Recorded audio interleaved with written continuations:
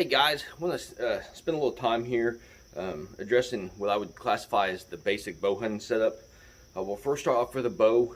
I do shoot Matthews, shot them for around 25 years now. There's a lot of good bows out there.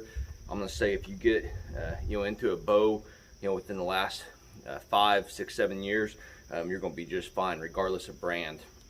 The biggest key there is to make sure that you've got the right draw as well as the poundage for you. And when I say draw, I mean the length of your draw. So I'd highly recommend going to our archery shop, getting your measurements there, writing those things down, and then start on your search for your bow. That archery shop may actually have a setup there for you that you can at least shoot, start filling it out, and then you kind of pick out the bow that you would like to go with. We'll walk through here. So we've got a stabilizer here. What this does is it actually keeps that bow as you draw back stabilized, so up and down or left and right there. And then you've got your loop here, your D loop, and basically what that is when you get your release on, you're going to hook it right through there, and that works out very well. Then that goes around your wrist. This is the thumb release. They've got numerous kinds. They got wrist release, straps, just an assortment of them. You'll figure it out as you start shooting. Just talk to that archery expert.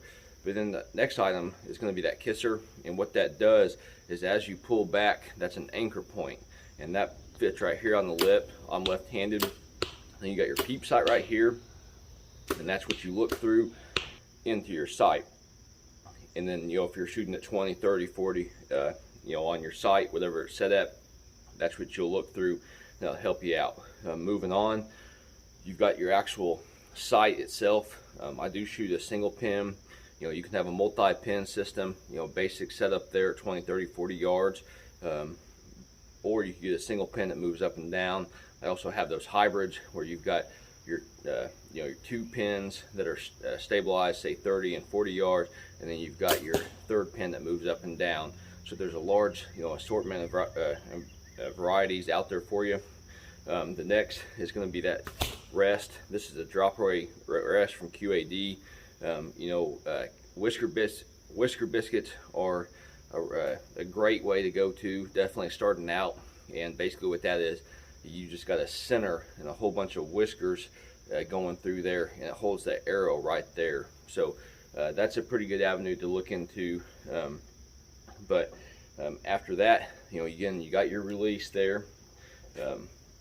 Then once you get that bow set up, definitely start looking into arrows. You got, again, a large variety of arrows there. I'll share a chart here with you guys to help you guys out on your measurements, draw length and the weight, and then you can go from there on the weight of your arrow. Here's 2 different variations. This is a Bloodsport Impact Hunter. It's a 400 grain arrow there.